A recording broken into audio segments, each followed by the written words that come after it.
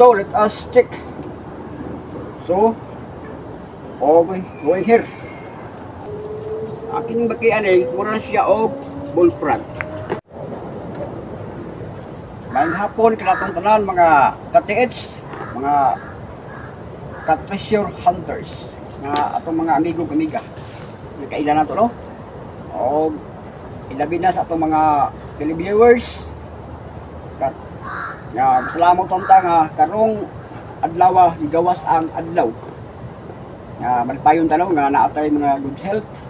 Ay panglawas na to, no? Di ba na sa tabang sa Ginoo. O sa mga urang judisyan, salamat siyang.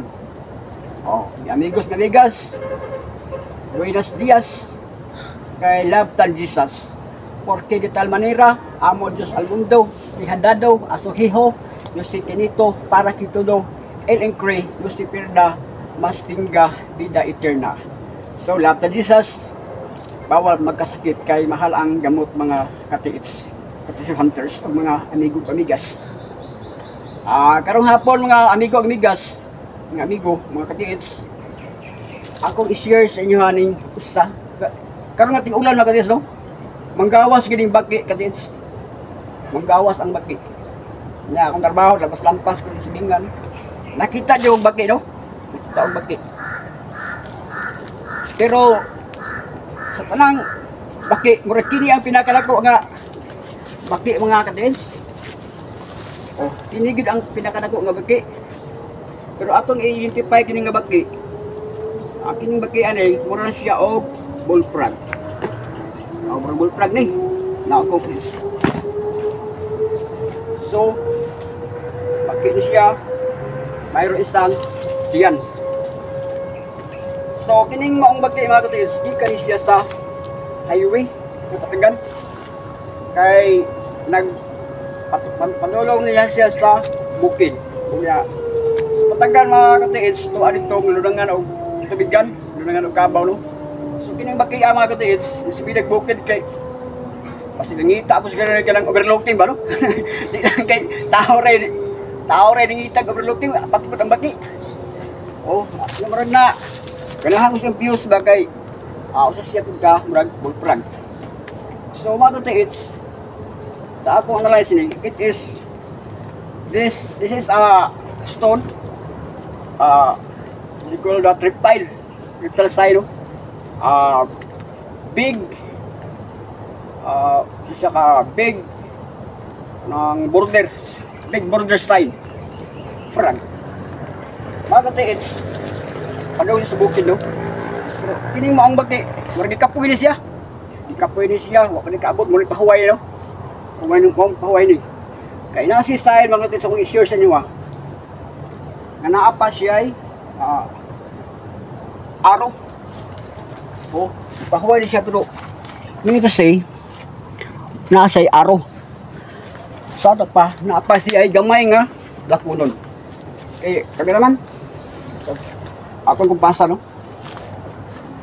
So kining maong baki, tira papunta ni siya sa bugindo lang ko.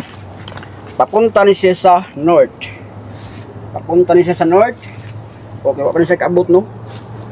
Kaya mga ka-TH, akong gikasubo sa inyo, nga hindi na ko mapakita tong duha ka bato dito sa babaw. Nga mga 30 meters pagikan diri.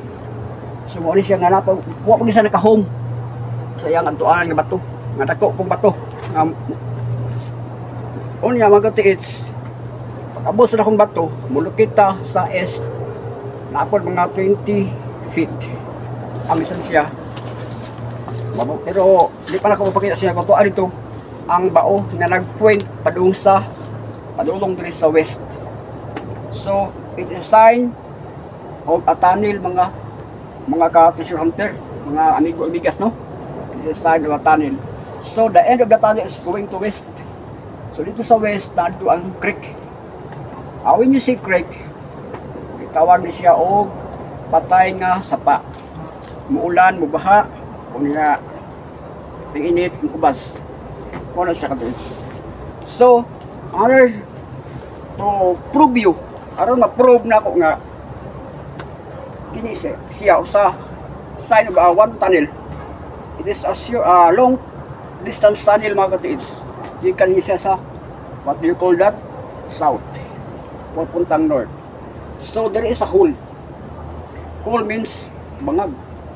So let us measure it and so that you will see. Okay. Dito mga katiits.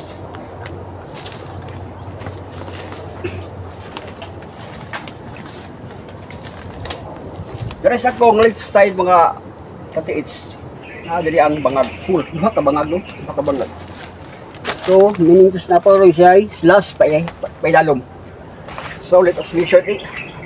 Let us measure this. Kung gaano ito ka dalim. Because this stone represent a long distance tunnel.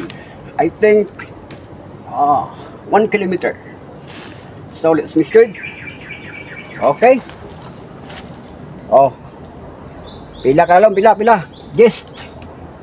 2, 3. Ikaw cameraman. 4. 4. Apong i-feeling ba? At naay, ang katag na, naay kon. Premyo. So 4. 4.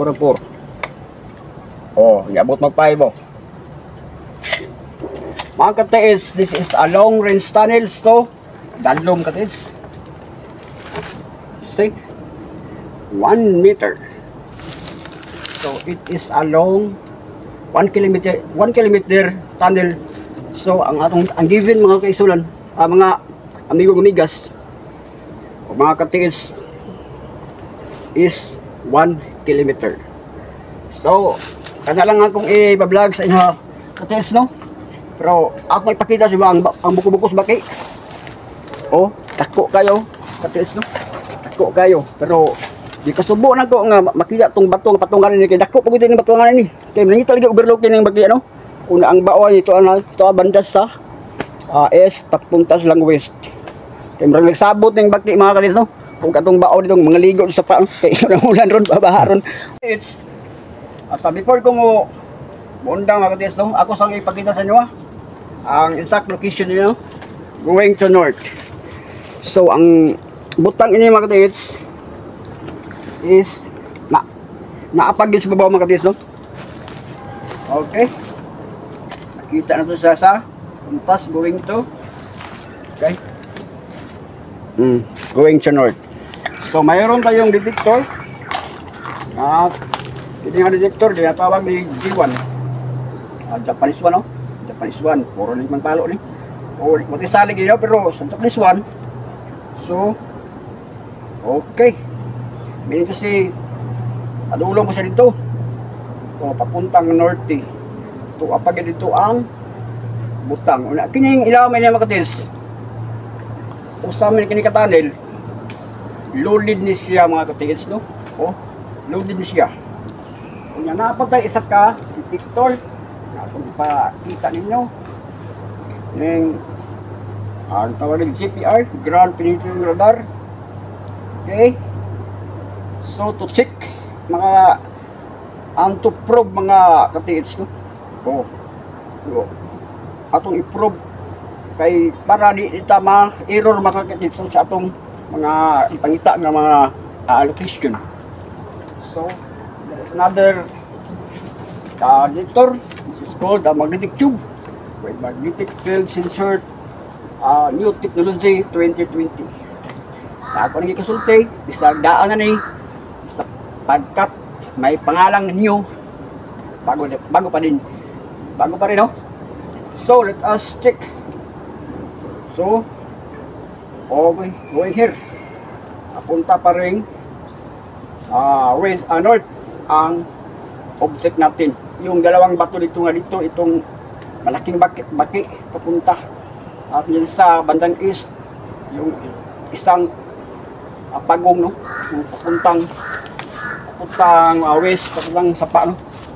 So, yung ulo ng pagong nag-point sa dalawang bato dyan sa ibabaw, dyan sa taas no. So di nito mapagkita kamurag gabing mga sagbot. Oh, dalaga tiis no, ako magsabi sa inyo ayong God bless ang tanan. nga bansayan